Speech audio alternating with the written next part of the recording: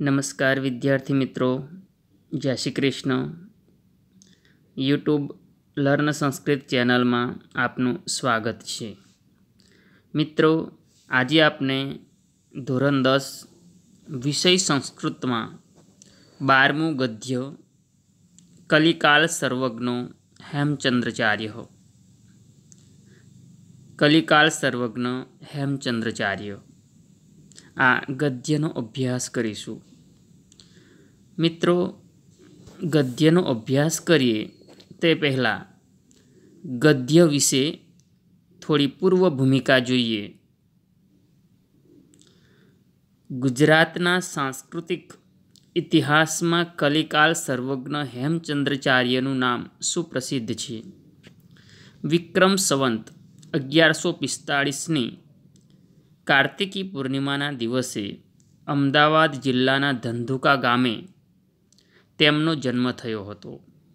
તેમનું નામ ચંગદેવ રાખવામાં આવ્યું હતું. આ ચંગદેવે માત્ર 8 વર્ષની વયે ખંભાતના દેવચંદ્ર સુરીજી મહારાજ પાસેથી દીક્ષા લીધી. પછી તેઓ સોમચંદ્ર નામે જાણીતા બન્યા. તે પછી માત્ર 21 વર્ષની વયે તેમને સૂરીપદ પ્રાપ્ત કર્યું. મિત્રો, આ ખાસ ધ્યાન રાખજો, સૂરી જે જૈન સાધુઓનું એક પદ છે, અને હેમચંદ્ર સૂરી નામે ઓળખાવા લાગ્યા. પોતાના જમાનામાં ઉપલબ્ધ બધી જ વિદ્યા શાખાઓનો તેમણે અભ્યાસ કર્યો.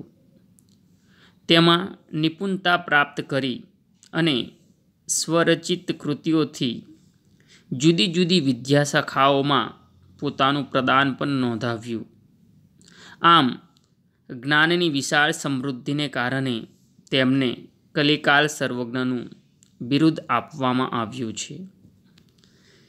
સિદ્ધરાજ જયસિંહ માળવાના રાજા ભોજ ઉપર વિજય પ્રાપ્ત કરી પુષ્કળ ધન તથા તેમનો સમૃદ્ધ ગ્રંથાગાર પોતાની સાથે લઈને અનહિલપુર પાટણ આવ્યા.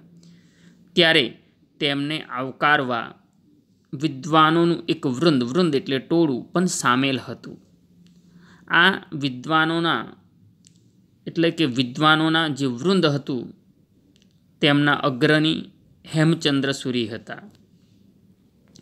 મિત્રો, એમ કહેવામાં આવે છે કે કીર્તિ યસ્ય સહ જીવતી, અર્થાત જેની કીર્તિ છે તે મૃત્યુ પામેલ હોવા છતાં પણ જીવતો રહે છે, અમર બની જાય છે.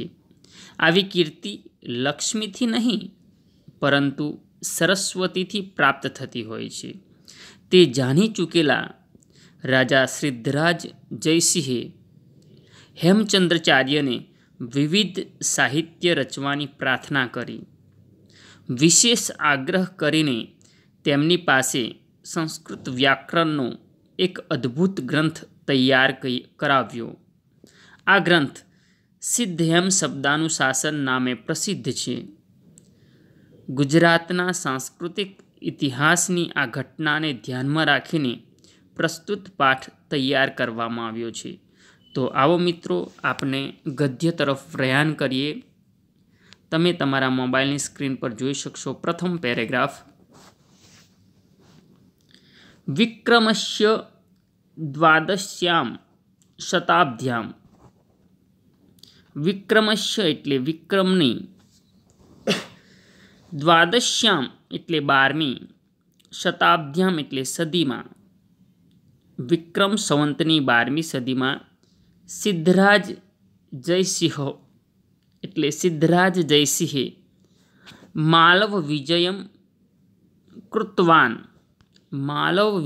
કૃતવાન એટલે માળવા પર વિજય પ્રાપ્ત કર્યો. વિક્રમ સંવતની 12મી સદીમાં સિદ્ધરાજ જયસિંહે માળવા પર વિજય પ્રાપ્ત કર્યો. વિજયાનંતરમ એટલે વિજય પછી, જયસિંહ એટલે રાજા જયસિંહ નૃપતે યશોવર્મનો એટલે રાજા યશોવર્માનું, જયસિંહ રાજા યશોવર્માનું સર્વમ એટલે બધું, ધનમ એટલે ધન, ગૃહિત્વા એટલે લઈને, બધું ધન લઈને, અનહિલપુરમ, અનહિલપુરમ એટલે અનહિલપુર, પાટણ, પ્રત્યાગતવાન, પ્રત્યાગતવાન એટલે પાછા આવી ગયા. મિત્રો ધ્યાન રાખજો, વિક્રમ સંવતની 12મી સદીમાં સિદ્ધરાજ જયસિંહે માળવા પર વિજય પ્રાપ્ત કર્યો. વિજય પછી જયસિંહ રાજા યશોવર્માનું બધું ધન લઈને અનહિલપુર, પાટણ, અનહિલપુર એટલે અત્યારનું પાટણ, પાછા આવી ગયા. ધનેન સહ, ધનેન સહ, ધનની સાથે. મિત્રો સહ શબ્દની સાથે તૃતીયા વિભક્તિ આવશે. ધનેન સહ, ધનની સાથે. તત્રત્ય, તત્રત્ય એટલે ત્યાંનો. ગ્રંથાગારો અપી, ગ્રંથાગાર પ્લસ અપી ગ્રંથ ભંડાર પણ. તસ્ય તેને હસ્તગતો જાત પ્રાપ્ત થયો. ધનની સાથે ત્યાંનો ગ્રંથ ભંડાર પણ તેને પ્રાપ્ત થયો. સિદ્ધરાજને, સિદ્ધરાજ જયસિંહને પ્રાપ્ત થયો. અસ્મિન આ ગ્રંથાગારે એટલે ગ્રંથ ભંડારમાં બહવો, બહવો એટલે ઘણા બધા, અનુપમા, અનુપમા એટલે અનુપમ, મૂલ્યવાન, ગ્રંથા આસન એટલે ગ્રંથો હતા. આ ગ્રંથ ભંડારમાં ઘણા બધા મૂલ્યવાન ગ્રંથો હતા. તેસુ, તેસુ એટલે તેમાં, ભોજેન એટલે ભોજ, વિરચિતમ એટલે રચિત, તેમાં ભોજ રચિત, સરસ્વતી કંઠાભરણ નામના. મિત્રો ધ્યાન રાખજો, સરસ્વતી કંઠાભરણ નામના એટલે સરસ્વતી કંઠાભરણ નામનું, પ્રસિદ્ધમ એટલે પ્રસિદ્ધ, ભોજ વ્યાકરણમ અપી એટલે ભોજ વ્યાકરણ પણ, એકતમમ એટલે એક, આસિત એટલે હતું, તેમાં ભોજ રચિત સરસ્વતી કંઠાભરણ નામનું પ્રસિદ્ધ ભોજ વ્યાકરણ પણ એક હતું. મિત્રો સમગ્ર પેરેગ્રાફનો ફરી એકવાર અનુવાદ જોઈએ. વિક્રમ સંવતની 12મી સદીમાં સિદ્ધરાજ જયસિંહે માળવા પર વિજય પ્રાપ્ત કર્યો. વિજય પછી જયસિંહ રાજા યશોવર્માનું બધું ધન લઈને અનહિલપુર, કૌંસમાં લખીશું પાટણ, પાછા આવી ગયા. ધનની સાથે ત્યાંનો ગ્રંથ ભંડાર પણ તેમને પ્રાપ્ત થયો. આ ગ્રંથ ભંડારમાં ઘણા બધા મૂલ્યવાન ગ્રંથો હતા. તેમાં ભોજ રચિત સરસ્વતી કંઠાભરણ નામનું પ્રસિદ્ધ ભોજ વ્યાકરણ પણ એક હતું. ઓકે મિત્રો, ત્યારબાદ આપણે દ્વિતીય પેરેગ્રાફ જોઈએ.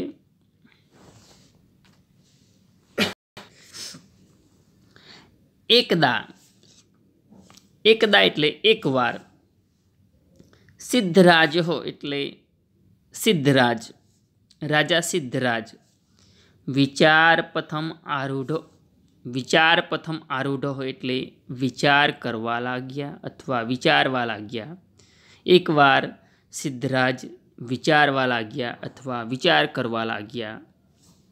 સહ તેમને, અચિંતયત, અચિંતયત એટલે વિચાર્યું, તેમને વિચાર્યું. માલવ વિજયેનો, માલવ વિજયન એટલે માળવાના વિજયથી. અહમ એટલે મને, ધનસ્ય એટલે ધનનું, સ્વામિત્વમ એટલે સ્વામિત્વ, માલિકીપણું, પ્રાપ્તવાન એટલે પ્રાપ્ત થયું.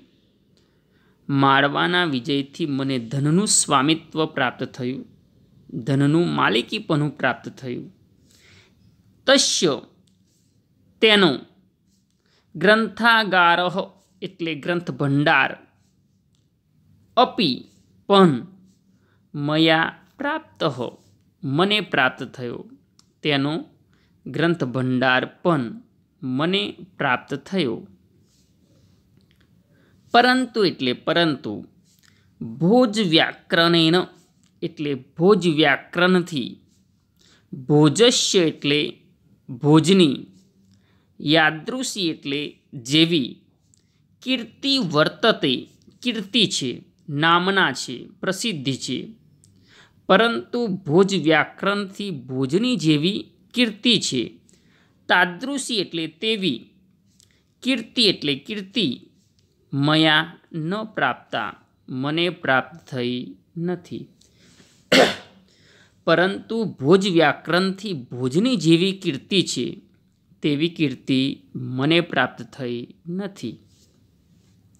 અતઃ આથી તેથી, એતાદૃશમ એવું, એતાદૃશમ એટલે એવું, કિમપી એટલે કંઈક, કરનીયમ કરવું જોઈએ.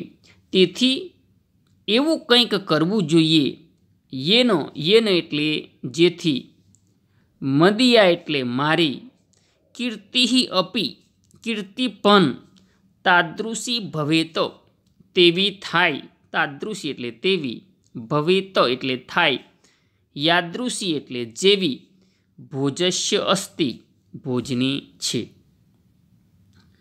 મિત્રો,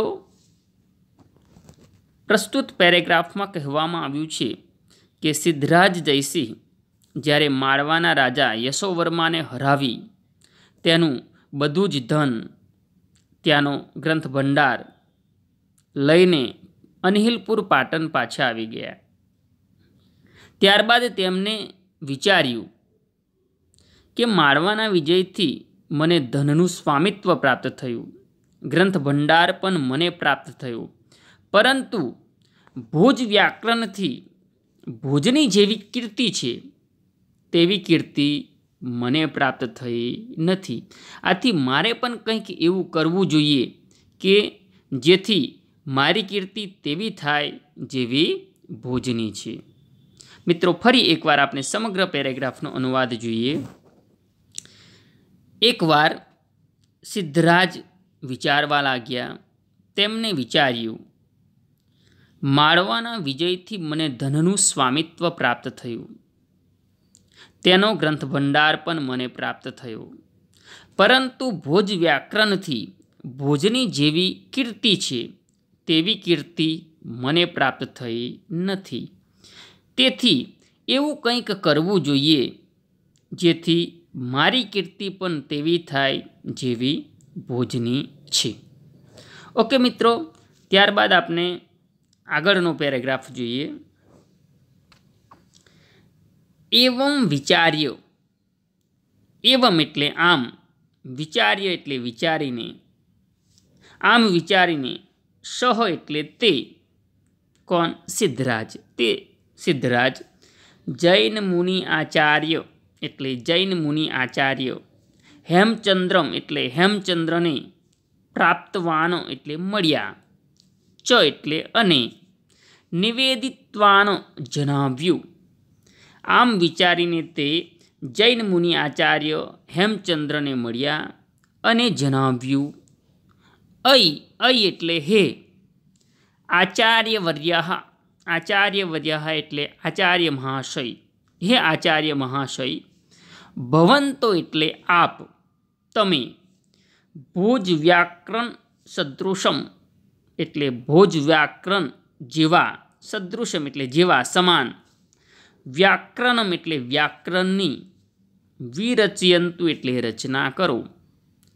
હે આચાર્ય મહાશય, આપ ભોજ વ્યાકરણ જેવા વ્યાકરણની રચના કરો. યેનો જેથી, ભવતા એટલે તમારી, ચ એટલે અને, મમ એટલે મારી, કીર્તિ એટલે કીર્તિ, અમરા ભવે તો અમર બની જાય, જેથી તમારી અને મારી કીર્તિ અમર બની જાય. મિત્રો, ફરી એકવાર સમગ્ર પેરેગ્રાફનો અનુવાદ જોઈએ. આમ વિચારીને તે સિદ્ધરાજ, તે એટલે સિદ્ધરાજ, જૈન મુનિ આચાર્ય હેમચંદ્રને મળ્યા અને જણાવ્યું.